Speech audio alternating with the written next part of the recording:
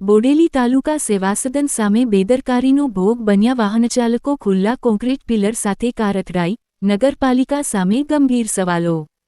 બોડેલી તાલુકા સેવાસદન સામે street light માટે બનાવવામાં આવેલા કોન્ક્રીટના પિલર સાથે એક કાર અથડાતા અકસ્માત સર્જાયો હતો। સદનસીબે આ ઘટનામાં કોઈ જાનહાનિ થઈ નથી, પરંતુ આ અકસ્માતે જાહેર માર્ગ પર સુરક્ષાની જવાબદારી નિભાવવામાં સંબંધિત તંત્ર દ્વારા જરૂરી સાવચેતી રાખવામાં આવી હતી કે નહીં તે અંગે ગંભીર પ્રશ્નો ઊભા કર્યા છે। સ્થાનિકોના જણાવ્યા મુજબ આશરે 20 દિવસ પહેલા સ્ટ્રીટ લાઇટના થાંભલા સ્થાપિત કરવા માટે કોન્ક્રીટના પિલર તૈયાર કરવામાં આવ્યા હતા। જો કે પિલરની આસપાસ કોઈ ચેતવણીનું બોર્ડ, રિફ્લેક્ટર, બેરિકેડિંગ અથવા અન્ય સુરક્ષા વ્યવસ્થા ઊભી કરવામાં આવી ન હોવાના આક્ષેપો કરવામાં આવી રહ્યા છે, જેના કારણે ખાસ કરીને રાત્રિના સમયે વાહનચાલકોને પિલર સ્પષ્ટ રીતે નજરે પડતા નથી અને અકસ્માતની શક્યતા વધી રહી હોવાનું સ્થાનિકોનું કહેવું છે।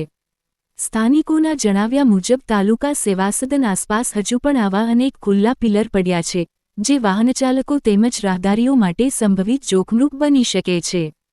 સ્થાનિકોનો દાવો છે કે આ અંગે સંબંધિત તંત્રને અગાઉ પણ રજૂઆતો કરવામાં આવી હતી, છતાં સમયસર જરૂરી સુરક્ષા પગલાં લેવામાં આવ્યા નથી।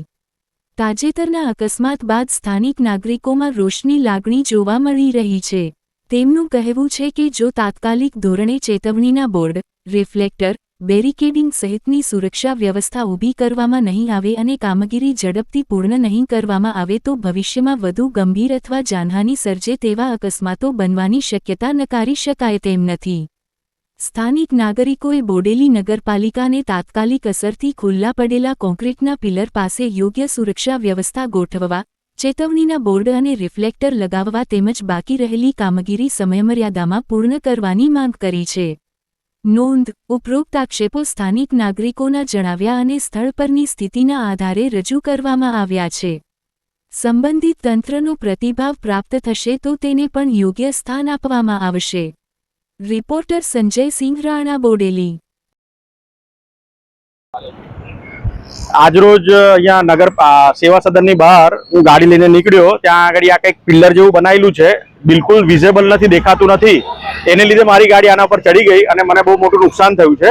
અને અહીંયા મારી ગાડી જ્યારે ચડી ત્યારે જે બધા લોકો ભેગા થયા એમનું એવું કેવું છે કે રોજ 4 થી 5 ગાડીઓ અહીંયા આગળ આવી રીતે ઠોકાય છે, એટલે અહીંયા ઘણા બધા એવા પિલ્લર્સ બનેલા છે। તો નગરપાલિકાને એક વિનંતી છે કે તાત્કાલિક ધોરણે આના ઉપર કંઈક પાંજરું મૂકે કે કંઈક દેખાય એવું કંઈક કરે, જેથી કરીને મારા જેવું બીજા કોઈને નુકસાન ના થાય। બરાબર, આ એક વિનંતી છે। મને તો નુકસાન થયું છે, તો બીજા કોઈને નુકસાન ના થાય એના માટે આ વિડીયો હું બનાવી રહ્યો છું ને તમને એક જાણ કરું છું કે તાત્કાલિક ધોરણે અહીંયા કંઈક પાંજરું ઊભું કરો, કાં તો થાંભલાનું જે બી કંઈ કામગીરી છે તાત્કાલિક ધોરણે પતાવો। Thank you.